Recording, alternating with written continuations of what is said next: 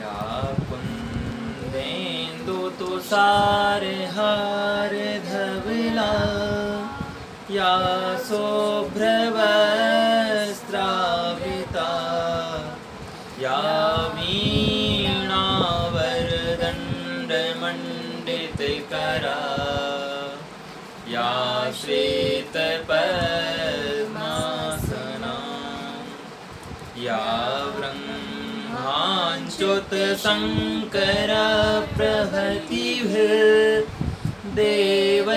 सदा वन्दिता सा मां पातु सरस्वती भगवती नियशेषजाड्यापहा।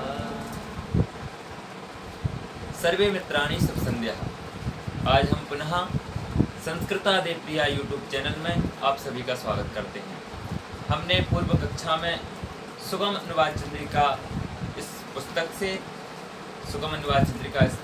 से जो कि डॉक्टर अर्चना कुमारी की लिखी हुई है, वर्ण विचारों का अध्ययन किया था, वर्ण विचार पर चर्चा की थी, जिसमें आज हम द्वितीय भाग में प्रयत्नों की चर्चा करेंगे। और प्रयत्न में हम ये समझ चुके थे कि जो प्रयत्न जो है वह दो प्रकार के होते हैं, एक तो आभ्यंतर और दूसरा बाह्यश्च। आभ्यंतर बाह्यश्च प्रयत्नश्च द्विधा, ऐसा हम समझ चुके थे। हमने आभ्यंतर प्रयत्नों में देखा था कि वह 5 प्रकार के होते हैं, ईषद स्पृष्ट, स्पृष्ट, ईषद विपृत, विपृत, समृद्ध, हिदा इति पंचधा। ये 5 प्रकार के प्रयत्नों के विषय में हमने चर्चा की थी। और यहाँ की चर्चा के बाद इसकी आगे की परिचर्या में हम बाह्य प्रयत्नश्च, जो बाह्य प्रयत्न होते हैं वो कौन कौन है, क्या क्या हैं और उनकी गतिविधि क्या है, ये सब हम समझने का प्रयास करेंगे। हमने ये तो जाना ही था कि बाह्य प्रयत्न जो है वह 11 प्रकार के होते हैं, और उनके अर्थों की अगर चर्चा हम करते हैं तो आभ्यंतर प्रयत्न अर्थात अंतःकरण में जो क्रिया की जाती है, जो वर्णों के उच्चारण में जो अंतःक्रिया में जो मस्तिष्क जो प्रयत्न करता है वो आभ्यंतर प्रयत्न होते हैं। और बाह्य प्रयत्न की अगर बात की जाए तो वह यह है कि जिसका अनुभव, जैसे आभ्यंतर प्रयत्न जो है उसका अनुभव केवल वक्ता कर सकता है, और बाह्य प्रयत्न जो है उसका अनुभव वक्ता के साथ साथ जो बोलने वाला है उसके साथ साथ श्रोता भी कर सकता है। ये क्रिया से हम समझ सकते हैं कि प्रयत्न जो है वह 2 प्रकार के हुए, आभ्यंतर और बाह्यश्च। अब उन प्रयत्नों में हमें देखना है कि वह 11 प्रकार के बाह्य जो प्रयत्न हैं वह कौन कौन से हैं। हमने लघु सिद्धांत कौमुदी में पढ़ा, जिन लोगों ने लघु सिद्धांत कौमुदी पढ़ी होगी उसमें ये बताया गया है कि विवारः संवारः श्वासो नादो घोषो घोषो अल्प प्राणो महाप्राण उदात्तानुदात्तो स्वरितश्चेति इति एकादशधा बाह्य प्रयत्नश्च। ये जो है इतने जो प्रयत्न है वह 11 प्रकार के बाह्य प्रयत्नों के अंतर्गत रखे गए हैं। अर्थात वर्णों की वो क्रिया जिनके उच्चारण में श्रोता और वक्ता दोनों को अनुभव हो, वो इस 11 सिचुएशन में 11 कंडीशन में उन प्रयत्नों की चर्चा की गई है। इनमें सर्वप्रथम कहा गया इस सूत्र के माध्यम से कि विवारः संवारः श्वासो नादो घोषो घोषो अल्प प्राणो महाप्राणो उदात्तानुदात्ते स्वरितश्चेति। इसमें बताया गया कि सबसे पहला जो बाह्य प्रयत्न है वह है विवार। सबसे पहला जो बाह्य प्रयत्न है वह कौन सा है? विवार है। अब उस विवार में हम देखेंगे कि विवार होता क्या है। ठीक है। अब जो कंठादि वर्णों के उच्चारण स्थान है, जो कंठादि वर्णों के उच्चारण स्थान है, उस उच्चारण क्रिया में, उस ध्वनि को बोलने में जो कंठ है वह अधिक अगर खुला रहता है तो वह हुआ विवार। अर्थात विवार का मतलब यही हुआ कि कंठादि जो स्थान है उनका जो उच्चारण, जो मुख्य गतिविधि है वह अधिक फैली हुई हो तो वह विवार कहलाएगी। वो स्थान अगर अधिक फैला हो उस वर्ण को बोलने में, तो वह जो क्रिया होती है, फैलने की जो क्रिया है, उस गति को हम समझते हैं वो विवार कहलाता है। अब इसके बाद दूसरा जो प्रयत्न आया वो है आया संवार। विवार के बाद आया संवार। संभार से हम सीधा अर्थ समझ सकते हैं कि जो विवार का विपरीत है वही संभार होगा। अर्थात विवार का अर्थ हुआ था फैला हुआ, तो संभार का अर्थ होगा संकुचित। अर्थात वर्णों के उच्चारण क्रिया में जो कंठादि तालु स्थान है वह अधिक फैलाव उनमें ना हो, उन वर्णों को बोलने में जो मुख की क्रिया है उसमें अधिक फैलाव ना हो, तो वह संभार कहलाएंगे। संकुचित जिसका अर्थ है संभार अर्थात संकुचित। इसके बाद हमने देखा कि श्वास नाम का प्रयत्न आता है। अब यह श्वास क्या होता है यह समझना है हमें। तो श्वास वर्णों के उच्चारण करते समय जब स्पष्ट रूप से श्वास चलता है तो वह श्वास प्रयत्न कहलाता है। अर्थात कुछ वर्ण ऐसे होते हैं जिनमें हम बहुत स्पष्ट रूप से श्वास नहीं ले पाते हैं, तो यहाँ जहाँ वर्णों के उच्चारण में जैसे का खा गा घा हम अगर वर्णों का उच्चारण कर रहे हैं तो स्पष्ट रूप से अगर वो श्वास चलता है तो वह श्वास प्रयत्न कहलाएगा, जहाँ श्वास लेने में हमें कोई व्यवधान उत्पन्न ना हो। इसके बाद आया श्वास के बाद आया नाद। नाद क्या है देखिए, वर्णों के उच्चारण में जब नाद आवाज या ध्वनि जो अव्यक्त है होता है तब वह नाद कहलाता है।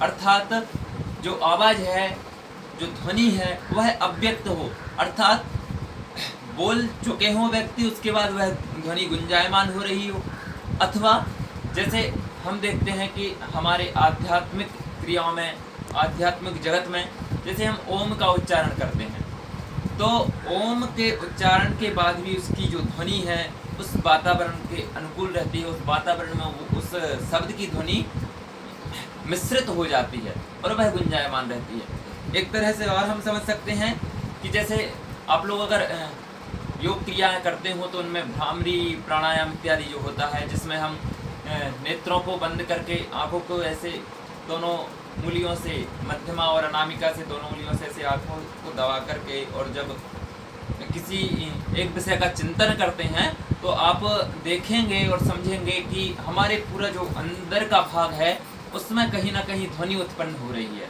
उसमें कहीं ना कहीं कोई गूंज उत्पन्न है। यह तो हुआ हमारा कौन सा प्रयत्न, नाद। इसी को हम नाद कह सकते हैं। नाद अर्थात गुंजायमान जो ध्वनि है उसे हम नाद कह सकते हैं। अब इसके बाद हमारी जो चर्चा चल रही है उसमें 5वें नंबर पर आता है घोष प्रयत्न। यह घोष प्रयत्न जो है यह भी कुछ नाद से मिलता जुलता हुआ ही है और उस नाद में सिर्फ हम इतना समझेंगे कि वर्णों के उच्चारण करते समय जब गूंज पैदा होती है तो घोष प्रयत्न कहलाता है। अर्थात हमने देखा कि आज मॉडर्न ज़माने में बहुत सारे अच्छे इकोसिस्टम चल रहे हैं, बहुत अच्छे साउंड चल रहे हैं। तो साउंड में हम देखते हैं कि जैसे कोई गायक अगर किसी गीत को गाता है तो उसमें एक इको बढ़ाया जाता है जिसमें उसकी वॉइस उसको ही रिटर्न होती है और उस जो रिटर्न वॉइस है उसी को हम क्या कहेंगे, घोष कहेंगे। अर्थात जो ध्वनि को बोलने के बाद जो ध्वनि उस साउंड को उस ध्वनि जो वो गुंजायमान रहती है उसको हम घोष कहेंगे। जैसा कि आपने देखा होगा कि अगर किसी आप बहुत बड़े एक हॉल में अगर आप जाते हैं और अगर आप किसी से बात करते हैं तो जो आप शब्द कहते हैं वह सारे के सारे शब्द उस हॉल में हमें ऐसा लगता है कि इन्हीं शब्दों को कोई और भी बोल रहा है। जैसे या फिर किसी बहुत ऊंची पहाड़ी से अगर आप नीचे की ओर आवाज़ लगाते हैं तो वही आवाज़ हमें रिटर्न आने पर जो सुनाई देती है हम इसे घोष के रूप में समझ सकते हैं। ये हुआ हमारा घोष प्रयत्न। इसके बाद आता है अघोष। अघोष सीधा का सीधा, इसे कुछ अधिक समझने की आवश्यकता नहीं है। जो घोष प्रयत्न है उसका पूरा विपरीत अघोष ही कहलाएगा। इसमें हम समझें कि यह घोष प्रयत्न के विपरीत प्रयत्न होता है। अब इसके बाद हमारा 7वें नंबर पर आता है अल्प प्राण। अल्प प्राण क्या है ये समझिए। अल्प प्राण अर्थात वर्णों के उच्चारण में जब प्राण का अल्प प्रयोग होता है तब वह अल्प प्राण कहलाता है। अर्थात वर्णों के उच्चारण में अधिक समय ना लगना, अधिक प्रयत्न ना करना पड़ना, अधिक परिश्रम ना करना पड़ता है, जिसमें वह अल्प प्राण कहलाता है। अब देखिए इसके बाद आता है अल्प प्राण और फिर आया महाप्राण। महाप्राण महाप्राण क्या होगा, अल्प प्राण से विपरीत हो या प्राणवायु का अधिक उपयोग होने पर महाप्राण प्रयत्न कहलाता है। इसके बाद 3 प्रयत्न और हैं, उदात्त, अनुदात्त और स्वरित। उदात्त को हम समझेंगे उच्चैरुदात्त। उदात्त के लिए एक पाणिनि जी की व्याकरण में एक सूत्र दिया हुआ है, एक पंक्ति दी हुई है, उच्चैरुदात्त अर्थात तालु आदि स्थानों के ऊर्ध्व भाग से उच्चरित होने वाले जो स्वर हैं वह उदात्त प्रयत्न कहलाते हैं। अर्थात तालु आदि जो मुख के स्थान है, जो हमने पूर्व कक्षा में, पूर्व वीडियो में इसके विषय में चर्चा की थी कि किस वर्ण का कौन सा स्थान है, किस वर्ण की क्या गतिविधि है और उसके कौन कौन से स्थान किस किस जगह से मुख की किस किस अंग से स्पर्श होकर उन वर्णों को बोला जाता है। तो हमने देखा कि तालवादी जो ऊर्ध्व भाग अर्थात मुख का जो ऊर्ध्व भाग है वहाँ से उच्चारित होने वाले वर्ण उदात्त कहलाएंगे। फिर कहा गया है कि निश्चैरुदात्त अर्थात ये हुआ अनुदात्त। जो उदात्त के बाद जो प्रयत्न आया वह अनुदात्त है और अनुदात्त को समझाया गया निश्चैरनुदात्त। यह भी पाणिनि जी की व्याकरण में पुस्तक में कुछ पंक्तियां हैं उससे हमने लिया है। तो यहाँ पर निश्चैरनुदात्त अर्थात तालु आदि स्थानों के अधोभाग में उच्चरित अच वर्ण जो है अर्थात अच अर्थात स्वर जिसमें नव वर्ण गिने गए हैं। स्वरों में अच एक प्रत्याहार है और अच प्रत्याहार में आने वाले सारे के सारे वर्ण जो हैं वह स्वर हैं, स्वर वर्ण गिने गए हैं, उन्हीं को अनुदात्त हम कहेंगे और यह प्रयत्न अनुदात्त प्रयत्न कहलाते हैं। अब इसके बाद आया स्वरित। अब देखिए स्वरित क्या है, तो समाहारः स्वरितः, समाहारः स्वरितः इसके लिए एक पंक्ति दी गई है। और उदात्त और अनुदात्त जिस स्वर में सम्मिलित हों उसे स्वरित कहते हैं और उसके प्रयत्न को भी स्वरित कहा जाता है। अर्थात जिस भाग में उदात्त के वर्ण और अनुदात्त के वर्ण दोनों जिस प्रयत्न में सम्मिलित होंगे वह स्वरित कहलाएगा और उन दोनों के वर्ण स्वरित अर्थात समाहारः स्वरिता जो पंक्ति है इस माध्यम से उसके अंतर्गत रखे गए हैं, बोले गए हैं। अब देखिए हमने देखा कि 11 जो प्रयत्न हैं उनके विषय में हमने समझा कि उनका अर्थ क्या होता है, किस तरीके से उनको हमारी गतिविधियों में लिया गया है, हमारे परिवेश में शामिल किया गया है। अब हम वर्णों के उच्चारण में कौन सा प्रयत्न किस वर्ण में आता है या फिर कौन सा वर्ण किस प्रयत्न के द्वारा बोला जाता है, किस प्रयत्न में रखा गया है कौन सा वर्ण, उस गतिविधि को समझते हैं। देखिए सबसे पहला कहा गया है कि खरो विवारः श्वासा अघोषाश्च, खरो विवारः श्वासा अघोषाश्च अर्थात ये 3 जो प्रयत्न हैं कौन कौन से, विवार, श्वास और अघोष, इनमें जो वर्ण रखे गए हैं वह समान हैं। अर्थात जो खर प्रत्याहार में आने वाले वर्ण हैं वह विवार प्रयत्न में भी होंगे, श्वास प्रयत्न में भी होंगे और अघोष प्रयत्न में भी होंगे। अब वह कौन कौन से हैं हम समझ लें कि जो खरो विवारः श्वासा अघोषाश्च, इससे ही हमें पता चलता है कि खर प्रत्याहार में आने वाले वर्ण। अब खर प्रत्याहार में कौन कौन से वर्ण आएंगे वह देखिए कि खर का, खा, चा, छा, टा, ठा, ता, था, पा, फा और तीनों सा तालब्दी वाला, मूर्धन्य सा और दंती सा, ये तीनों जो सा हैं वह खर प्रत्याहार के अंतर्गत रखे गए हैं और इन वर्णों को हमारे प्रयत्न के माध्यम से विवार, श्वास और अघोष इन 3 प्रयत्नों के अंतर्गत इन वर्णों को रखा गया। दूसरे नंबर, अब हमारे 11 में से 3 प्रयत्न कम हो गए, अर्थात हमारे पास कितने प्रयत्न बचे, तो 11 गया, 10 गया, 9 गया, अब हमारे पास 8 प्रयत्न बचे।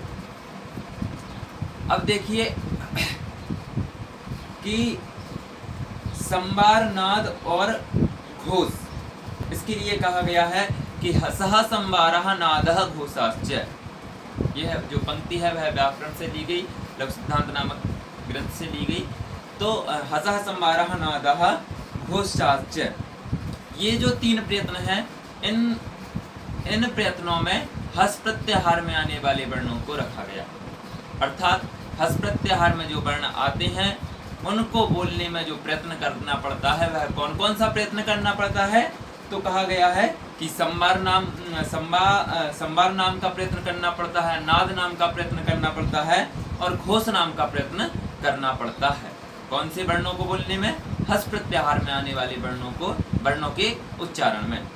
अब वह हस प्रत्याहार में आने वाले जो वर्ण है वह कौन कौन से हैं, तो देखिए गा, घा, गा, जा, झा, या, डा, ढा, णा, दा, धा, ना और बा, भा, मा, या, वा, रा और ला। ये जो वर्ण हैं इनमें हमें प्रयत्न करना पड़ता है वह है संभार, नाद और घोष नाम का हमें प्रयत्न इन वर्णों के उच्चारण में हमें करना पड़ता है। इसके बाद आया हमारा वर्गाणाम प्रथम तृतीय पंचमा यड़श्च अल्प प्राणः।